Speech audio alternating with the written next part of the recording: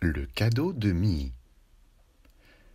Décembre venait tout juste de suspendre ses guirlandes de lumière sur les villes, villages et bourgades, réveillant dans le cœur de chacun la magie de Noël. Mie colla son front à sa fenêtre de chambre pour observer les illuminations de sa rue.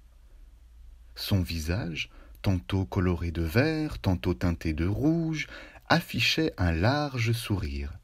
Feuilles de houx et boules de Noël clignotantes se balançaient sous le souffle de la bise, accrochées au grand lampadaire. Mie soupira de bonheur. Cette année, sa rue était drôlement belle. Ses yeux se perdirent un instant au-dessus des toits. Baissant la tête, elle chuchota à son chat, qu'elle tenait serré tout contre sa poitrine. « Et là-bas, Minoucha, tout là-bas, que se passe-t-il » Eh bien, tout là-bas, au-delà des grandes cités, des villages et des campagnes, bien plus loin que les forêts, les vallées et les montagnes, le Père Noël se préparait. Dans son chalet, dont personne ne connaissait réellement l'adresse exacte, Père Noël finissait de ranger rubans, papier cadeau et ciseaux dans de larges paniers prévus à cet effet.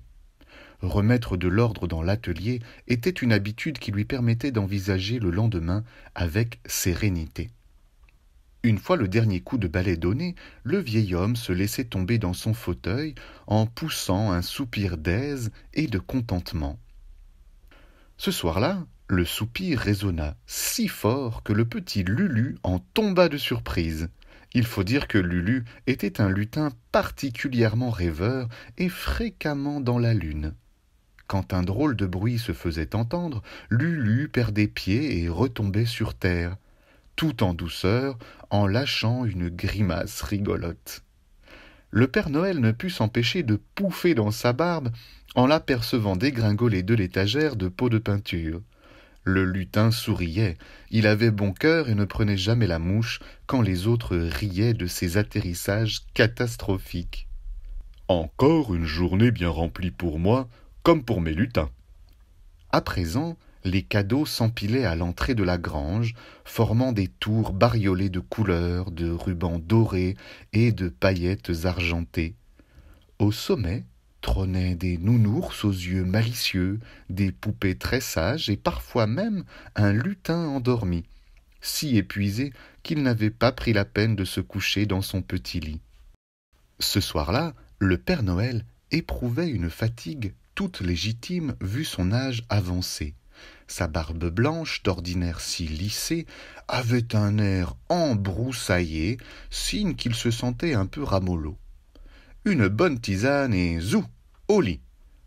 Cependant, il aimait avant de se coucher lire une lettre d'enfant. S'endormir avec en tête de jolis mots d'amour le ravissait au plus haut point. Il pointa ses yeux clairs par-dessus ses lunettes demi-lune et interpella le lutin, trieur de courrier. « Elmer, tu veux bien me lire la lettre que nous avons reçue ce matin ?» Le petit homme, assis devant la grande cheminée, fit un bond et s'affola dans son costume rouge et vert.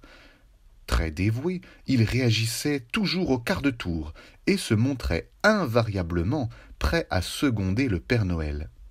Il grimpa sur la haute chaise, puis sauta sur l'immense bureau où s'entassaient 2 piles de lettres. La première, la plus haute, réunissait les lettres déjà traitées.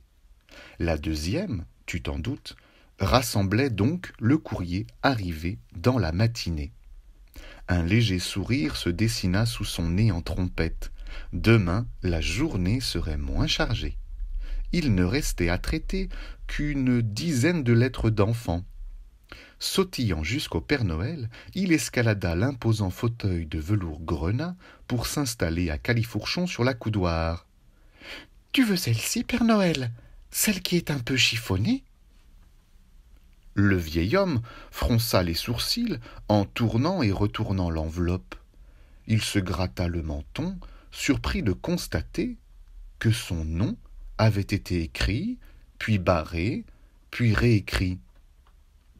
« Ouvre-la, je t'écoute, Elmer. » Le